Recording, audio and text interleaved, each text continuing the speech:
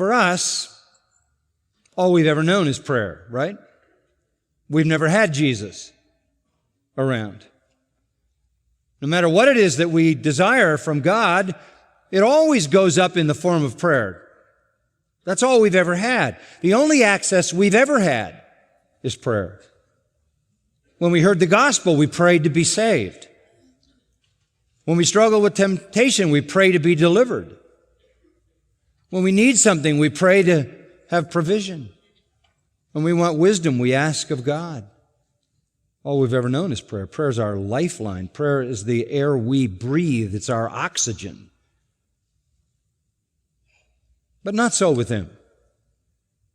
They're going to become like us, totally dependent on one whom they cannot see. And they need to know that the same power and the same resources are available and accessible to them that were available and accessible when He was present. This is a dramatic alteration of their lives. And this text, at this time in this week, tells us how important the lesson is to learn that all of heaven's resources are at the disposal of the believer who prays. What a great lesson. And what a great promise. How astonishing is God? How good is He? How gracious is He to make such an amazing, amazing provision. Let's read the text, verse 20. It is Wednesday morning, Passion Week. They're passing by on their way into Jerusalem from Bethany, 2 miles away, the home of Mary, Martha, and Lazarus, the little family where Jesus and His apostles stayed during this week. They're coming into the city of Jerusalem in the morning. They saw the fig tree withered from the roots up. Now, if you were with us last time, you know what's behind this. The day before, Tuesday, they came into the city. And we see what happens in verse 12. They left Bethany. Jesus was hungry, probably missed breakfast because He was praying. Seeing at a distance a fig tree and leaf, He went to see if perhaps He would find anything on it. And when He came to it, He found nothing but leaves, for it was not the season for figs. He said to it, "May no one ever eat fruit from you again." And His disciples were listening. What is that? He sees a fig tree. Fig tree is a symbol of Israel. He's hungry. He goes to the fig tree looking for fruit because fruit always came before leaves, even though it was immature fruit and it was edible. And he finds leaves but no fruit. And he curses the fig tree. And Matthew says it died instantly. It literally died instantly. They didn't know that. He cursed it. They passed by and went into the city, into the temple, spent the day in Jerusalem. By the time they left, it was dark, dusk. They passed the fig tree surely, but couldn't see it in the dark. They didn't know it had withered. But now Wednesday morning they come back and they see in the morning sun that it's dead from the roots up. That is a parable of divine judgment on the temple and on apostate Judaism and upon the nation of unbelieving Jews. They're going to be judged. Devastating judgment is coming. That's the parable of the fig tree. Then He goes to the temple and assaults the place. Another prediction, another preview of the coming judgment 40 years later when the Romans came and smashed that temple that had been being built for 84 years. They smashed it to the ground, and Mark 13:2 says there wasn't one stone left on top of another stone after 84 years of construction. Judaism is being judged, the temple is being judged, the nation is being judged for its unbelief. So it's Wednesday morning now, And they come in, verse 22, being reminded as they pass the fig tree with the death, obviously having overtaken all of it from the roots up, being reminded, Peter said to him, Rabbi, look, the fig tree which you cursed has withered. Jesus answered, saying to them, have faith in God. Truly I say to you, whoever says to this mountain, be taken up and cast into the sea, and doesn't doubt in his heart, but believes that what he says is going to happen, it'll be granted him. Therefore I say to you, all things for which you pray and ask, believe that you've received them, and they will be granted to you. Whenever you stand praying, forgive if you have anything against anyone, so that your Father who is in heaven will also forgive you your transgressions. That's where the original text ends. Later on in history, some scribe added verse 26, borrowed from Matthew 6:15, a true statement, but doesn't appear in the early manuscripts here. If you don't forgive, neither will your Father who's in heaven forgive your transgressions. I'll comment on that later. Now, at first, it seems like a bit of an awkward transition, doesn't it? From Peter's comment, the fig tree you cursed is withered, to, boom, have faith in God, and a discussion of prayer. What's the connection? What's the connection?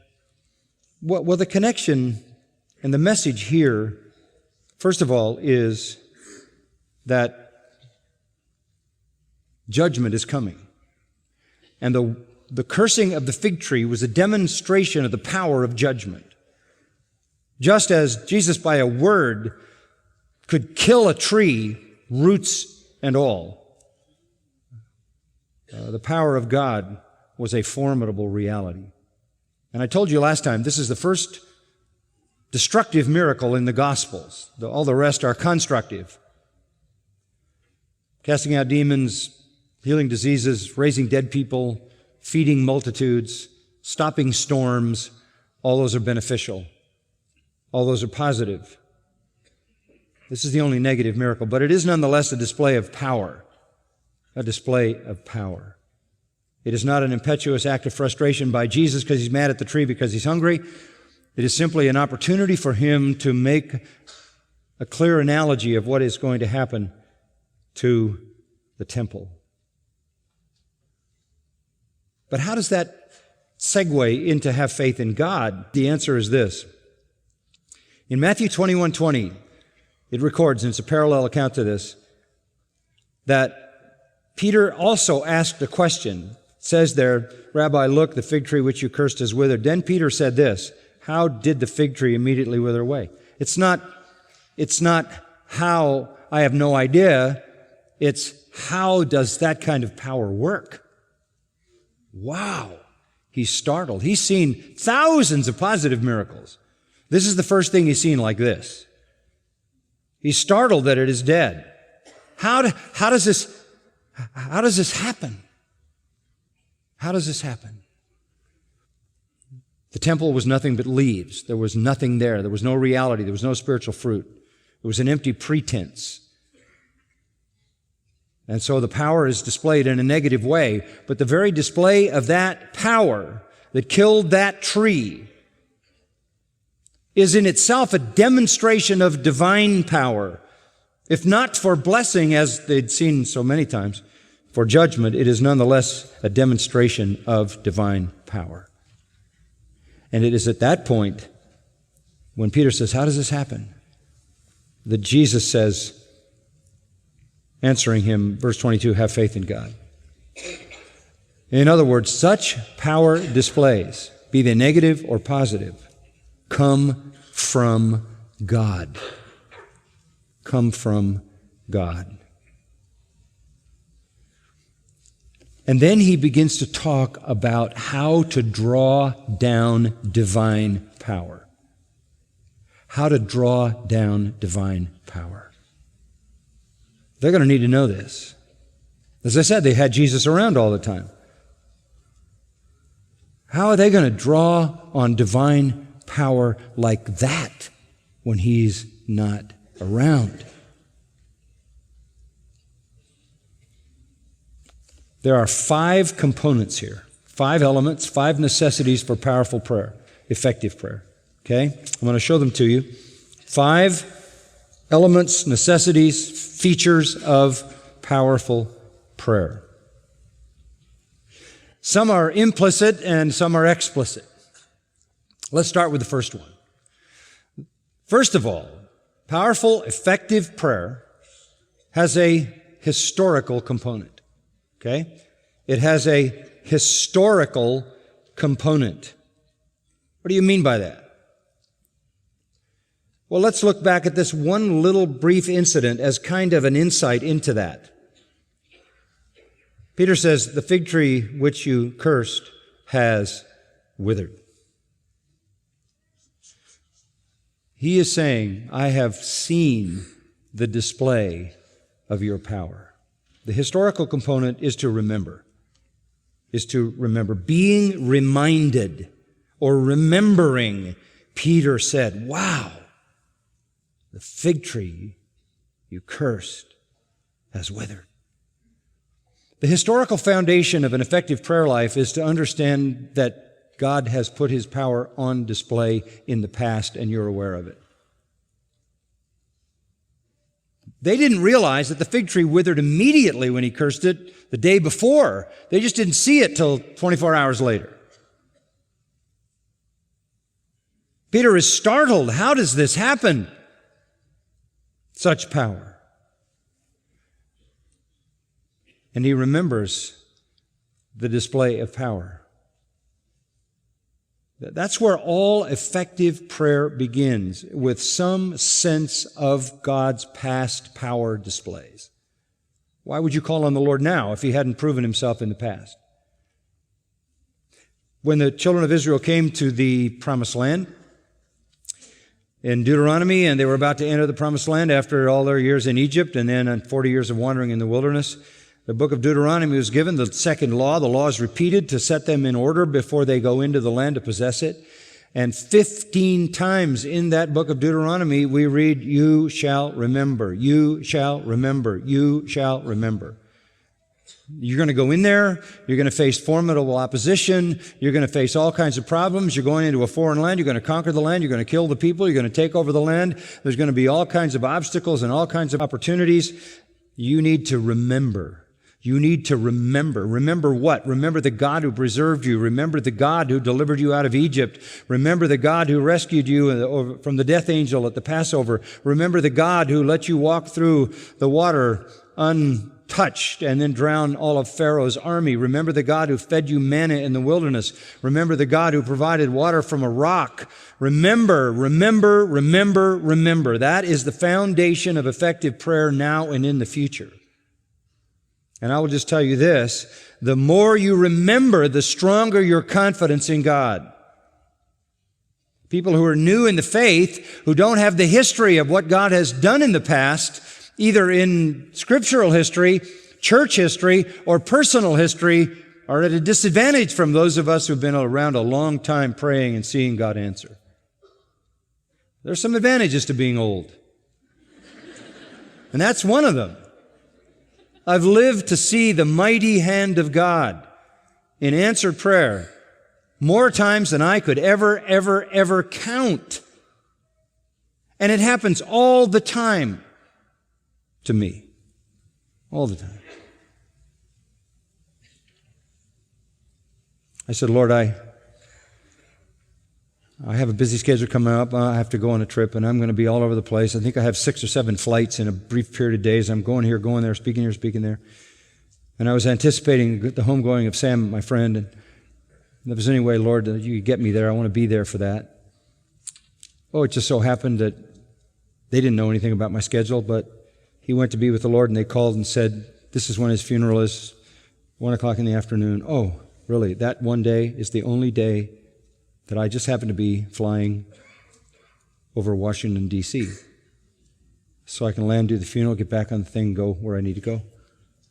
Now, these are not coincidences. They don't have any idea about my schedule. God keeps my schedule. This is my life. It's really, it's fun to live this way. I mean, it's absolutely sanctified fun. Glorious. You know, the prophet Isaiah says, remember. There's that great passage in Isaiah 46. Remember there's no God like me. Remember, I know the end from the beginning. Psalm 77, Psalm 78, Psalm 105, Psalm 143. On and on it goes. One of the components of worship is to recite the deeds which God has done. Because that's fuel for worship, isn't it? Peter remembered. That's just a little glimpse of that, and it's only implied there, but the truth is the same. We start with an active, powerful, effective prayer life when we have confidence in the revelation of God's answers to prayer in the past. The more you know about the Old Testament, the more you know about redemptive history, the more you know about the New Testament, the more you know about the history of the church. I love to study history because I love to see how God displayed His power in such mighty ways through choice and faithful servants. Because that anchors my own confidence that He hears and answers prayer. So the historical element is to remember. And the more you have to remember biblically, historically, and personally, the stronger the foundation of your confidence in prayer. Secondly, there's a theological component to prayer. And we see that in verse 22. Jesus answered saying to them, He's including all of the apostles and disciples that are there, have faith in God. That's the first clear statement with reference to prayer. Have faith in God. Now, the point here is not about faith. It's about God. This is the theological element of prayer, and what it means is trust God. Trust God. Matthew 21, the parallel passage adds, have faith in God and don't doubt. It's not the nature of faith here that is the issue. It's the character of God that is the issue. Another way to say it, trust God. I will tell you, look, if you want to have an effective prayer life, you must trust God. You must trust His power, but you also must trust His purpose and His promise and His plans and His will. In other words, you have to trust that He knows better than you do. Trust God. Trust God.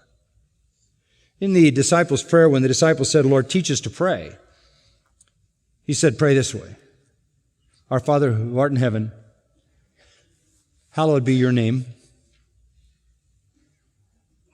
Your kingdom come, your will be done. That's how you pray.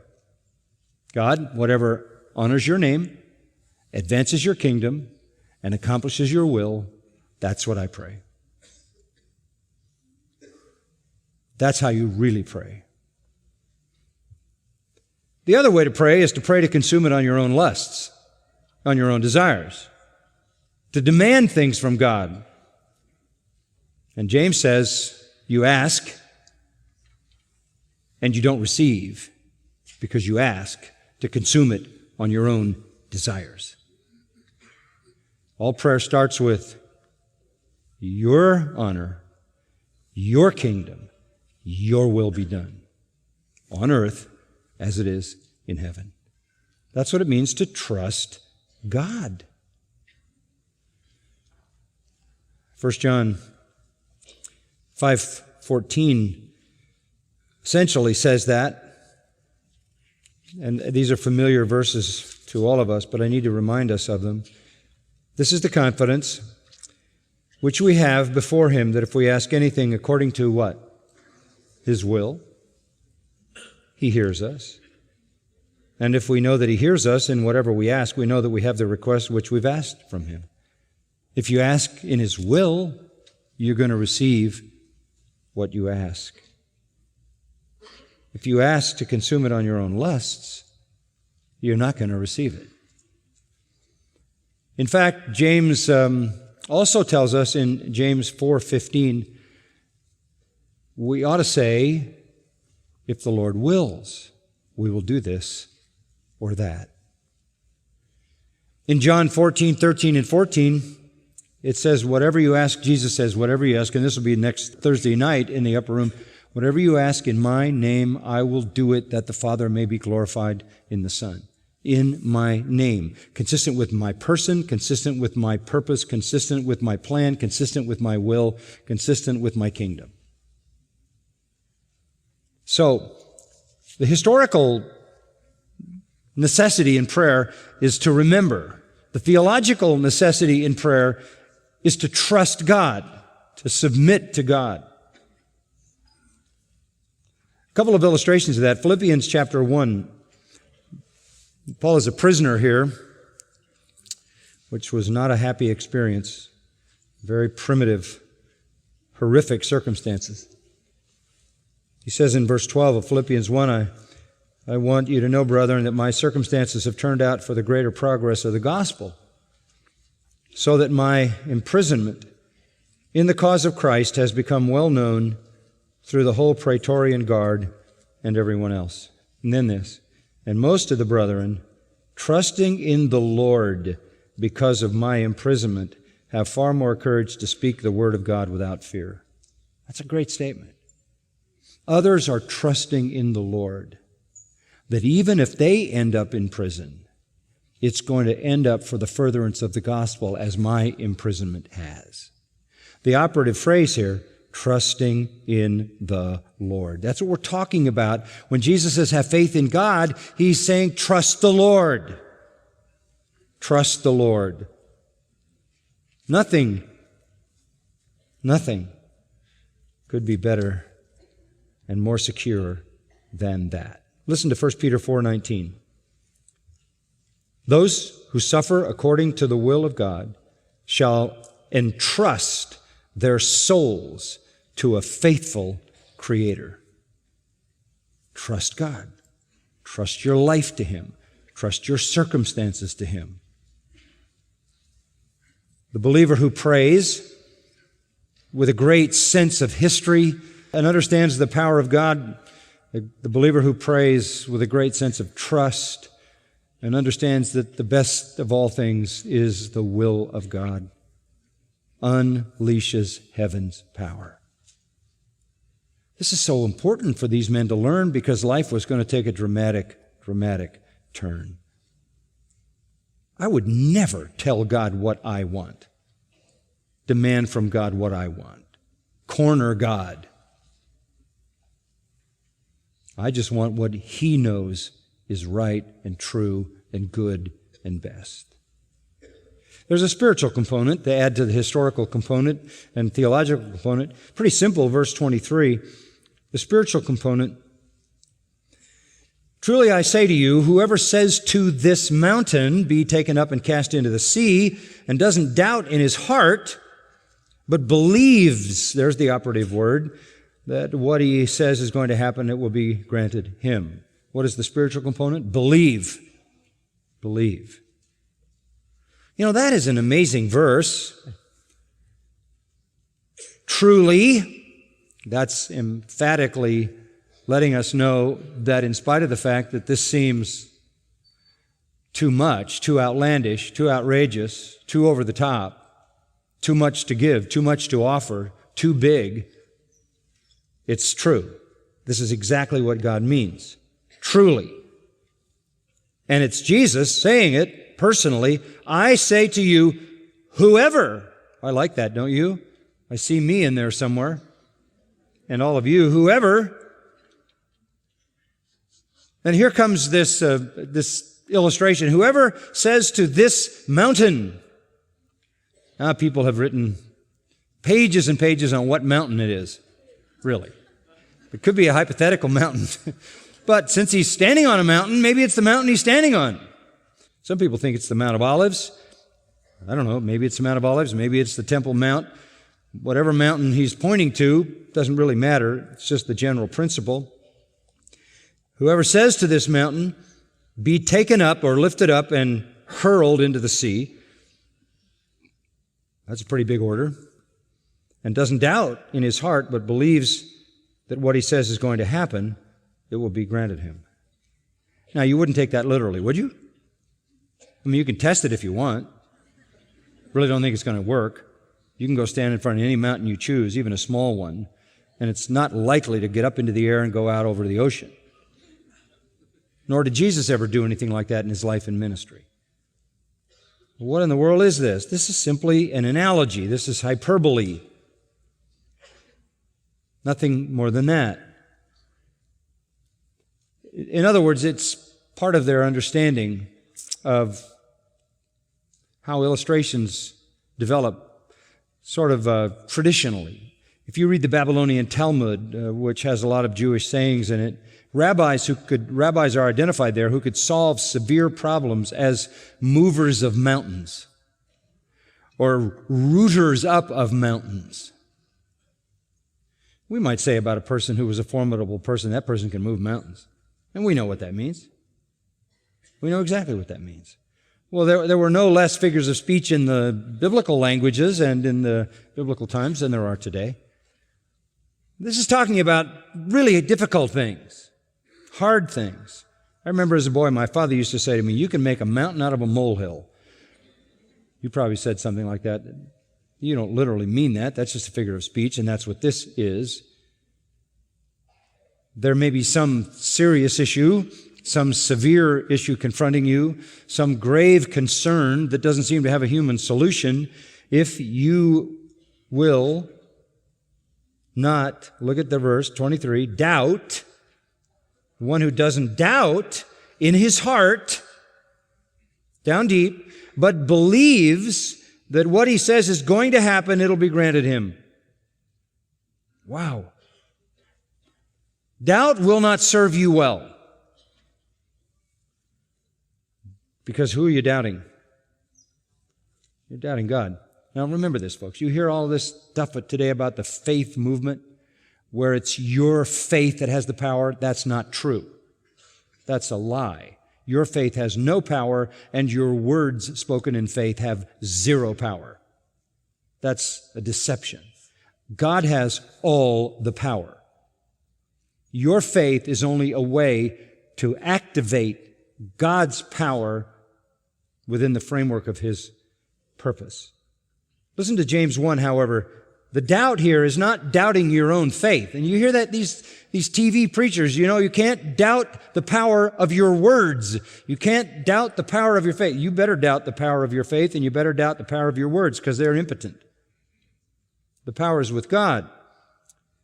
We're not talking about doubting you. We're talking about doubting Him. Don't do that. James 1:6. He must ask in faith without any doubting. For the one who doubts is like the surf of the sea driven and tossed by the wind. You're just blown all over the place if you doubt. For that man ought not to expect that he will receive anything from the Lord, because he's a double-minded man, unstable in all his ways. The issue here is whether you believe God or whether you doubt God. Don't doubt. Believe. And believe that what He says is going to happen, and it will be granted Him. This is calling for faith. Faith in the power of God. Faith in the power of God to do this. Faith in the goodness of God. Faith in the wisdom of God. Now, let me give you an illustration. You say, how much faith do I have to activate this? Well, let's look at Matthew 14 for a minute. Matthew 14.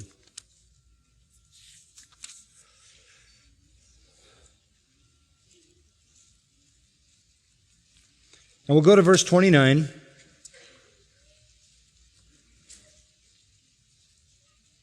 Peter got out of the boat and walked on the water. Came toward Jesus. Then he saw the circumstances. Saw the wind, became frightened, began to sink, and he said, "Lord, save me." Immediately Jesus stretched out his hand, took hold of him, and said to him, "You of how much faith? Little faith. Why do you doubt?" Wow. Jesus heard his prayer. You know what the key principle here is? Little faith is enough. Little faith is enough. Little faith is enough. There's a threshold there. Did Peter have great, stupendous, sweeping faith? No. He had little faith. But he was granted his prayer, even though his faith was small. Little faith. Look at Mark 9. And I'll show you another illustration to kind of build an understanding of what we're talking about here when we're talking about faith. How much faith? Mark 9, verse 14, the disciples and Jesus meet. And when Jesus comes back to the disciples from his transfiguration, there are some scribes arguing with them. One in the crowd, verse 17, says, "Teacher, I brought you my son, possessed with a spirit which makes him mute." This is a demon-possessed boy. And whenever it seizes him, it slams him to the ground. He foams at the mouth, grinds his teeth, stiffens out. I told your disciples to cast it out. They couldn't do it. Couldn't do it. And he answered them and said, "Oh, unbelieving people." Peter could walk on water because they had a little faith. They couldn't do anything for this boy because they had no faith.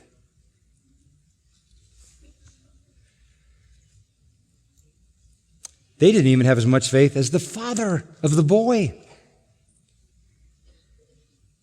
They brought the boy to Jesus in verse 20. When he saw him, immediately the Spirit threw him into a convulsion. Falling to the ground, he began rolling around, foaming at the mouth, and he asked his father, Jesus did, "How long has this been happening to him?" And he said, "From childhood.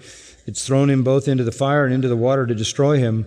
But if you can do anything, take pity on us and help us." And Jesus said to him, "If you can? You haven't heard about me?"